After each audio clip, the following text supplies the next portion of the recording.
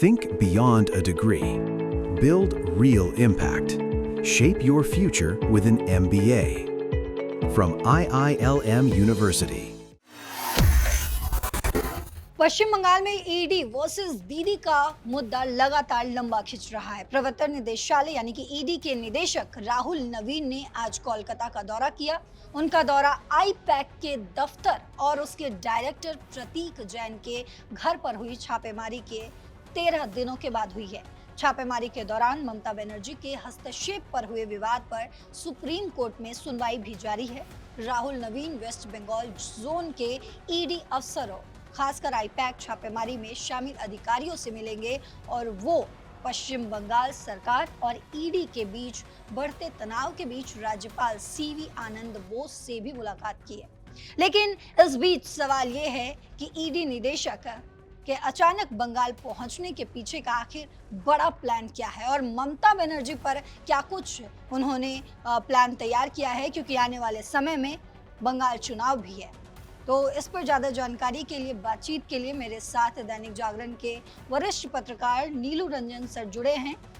Expert advice लेते हैं उनसे। सर, आपसे समझना चाहेंगे कि 13 दिनों के बाद जिस तरीके से वहाँ पे ईडी के अफसर पहुँचे हैं, तो क्या कुछ बड़ा एक्शन जो है लिया गया है ममता बनर्जी पर? क्योंकि 13 दिन पहले हमने वो तस्वीरें देखी जब ममता बनर्जी जो है वो ऑफिस पहुंचती हैं और वो हरा रंग का जो वो एक फाइल लेकर बाहर निकलती हैं, जिसके बाद ये तमाम घटनाएं हो रही है। क्योंकि आने वाले समय में बंगाल चुनाव भी है, तमाम पार्टियां जो है वो अपनी तैयारी में है। बीजेपी एनडीए ये कहती हुई लगातार नजर आ रही है कि इस बार बदलाव ज़रूरी है और बंगाल में बदलाव होकर रहेगा जिस तरीके से बिहार में बदलाव हुआ है। तो क्या लगता है अब ये गंगा बहती हुई बिहार से बंगाल की तरफ जाएगी और क्या बीजेपी जो है इस बार मौके पर चौका मारने वाली है? सर, ये जो आईपैक पे जो हमले के बाद और जिस ढंग से ममता बनर्जी और ईडी आमने सामने बिल्कुल है और सीधे ममता बनर्जी मुख्यमंत्री पर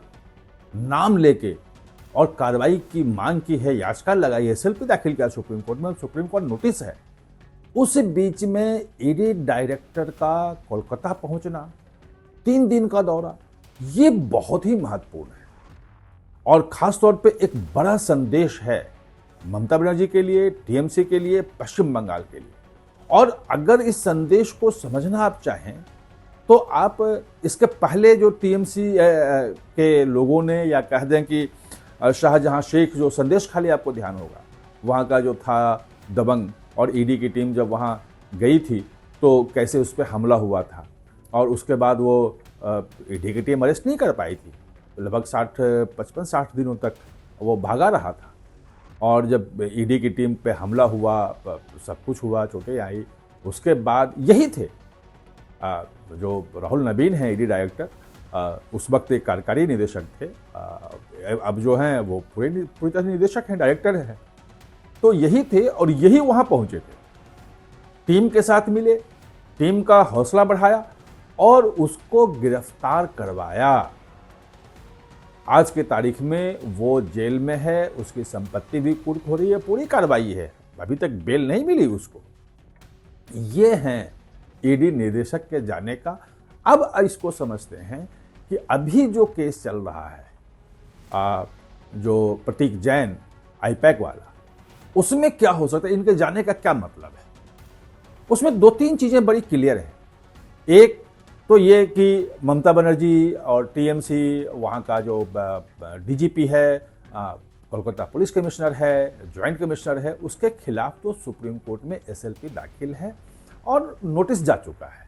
सीबीआई को भी गया है, एमएचए को भी गया है, जो डीओपीटी है उसको भी गया है और एक विभागीय कार्रवाई की भी मांग कर रहे हैं अधिकारियों के खिलाफ। और ममता बनर्जी एक संवैधानिक पद, मुख्यमंत्री और गृह मंत्री रहते हुए जिस ढंग से ईडी के कामकाज में न सिर्फ काम करने से रोका बल्कि जब्त फाइलों को भी छीन के ले गई, ये एक गंभीर मामला। सुप्रीम कोर्ट ने भी कहा कि बहुत गंभीर मामला, से नोटिस जारी किया।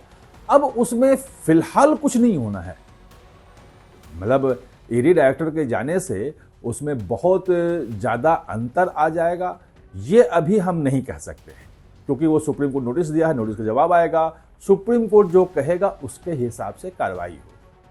अब होगा क्या, ये मैं आपको बताता हूं। होगा ये कि जो जांच हो रही थी, सारी फाइलें वही हैं। जो कोयला चोरी घोटाले का जो लाला इनका जो है मांझी जो है लाला, वो मेन है और टीएमसी तक भी उसकी बात पहुंची है। और अभिषेक बनर्जी से पूछताछ के लिए नोटिस जारी हुआ था और सुप्रीम कोर्ट भी गए थे। सुप्रीम कोर्ट से वो राहत नहीं मिली थी, सिर्फ अरेस्टिंग पे राहत है। अब जो 20 करोड़ रुपए जो ईडी ने दावा किया है और सुप्रीम कोर्ट में एसएलपी में शामिल है वो, कि जो वो कोयला चोरी घोटाले का 2742 करोड़ 2742 करोड़ रुपए का घोटाला है वो, और उसमें से 20 करोड़ रुपया हवाला के मार्फत जो है वो पहुंचा है आईपैक में, और आईपैक में उसी के जांच के सिलसिले में ये पहुंचे थे।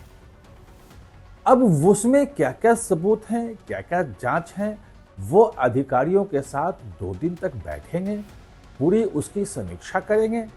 और अब इसके बाद आप देखेंगे कि इसमें जो प्रतीक जैन है, जो मुख्य खिलाड़ी है इस मामले में, मतलब जो पूरा का पूरा प्रशांत किशोर के आने के बाद जो पूरा वो चला रहा है, और कोलकाता में ही ऑफिस है, और पूरा तृणमूल कांग्रेस का जो इंटरनेट मीडिया कह सकते हैं, डिजिटल जो पूरा विंग है मीडिया का, वो पूरा वही संभालता है। मतलब बताया तो भी जाता है कि उनका जो social media account Trinamool Congress का आधिकारिक है, वो सब वही चलता है।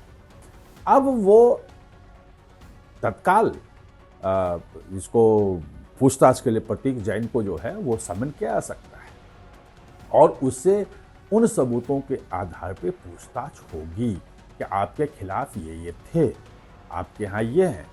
ये ऐसा नहीं है कि अब सुप्रीम कोर्ट में चला गया तो उसकी जांच रुक जाएगी। यानी कि वो जो केस है और प्रतीक जैन के पास जो चीज़ें आई हैं और जो गवाही है उनके खिलाफ, जो बाकी लोग तो दिया है ना गवाह कि भाई हमने आईपैक से हमें पैसे मिला, आईपैक तक हमने पैसे पहुंचाए, उन लोगों का है। तो प्रतीक जैन से अब पूछताछ होगी। मुझे लगता है कि ईडी डायरेक्टर के आने के 1-2 दिन बाद ही कभी भी उनको बुलाया जा सकता है। और अगर कि हम कोलकाता में हैं, हमें छू नहीं सकता है कोई, ममता बनर्जी मुख्यमंत्री हमारे साथ हैं, डीजीपी हमारे साथ है, पुलिस कमिश्नर हमारे साथ है, तो ये वो भूल जाएं। जब शाहजहां शेख नहीं बच पाया तो प्रतीक जैन भी नहीं बच पाएंगे। उनकी अगर उन्होंने सहयोग नहीं किया और ईडी को सही जानकारी नहीं दी तो वो गिरफ्तार भी हो सकते हैं। ये स्थिति जो है, जो ईडी डायरेक्टर के कोलकाता जाने का जो मायने है वो इसी से संबंधित है, इसी से उसको समझा जाता है।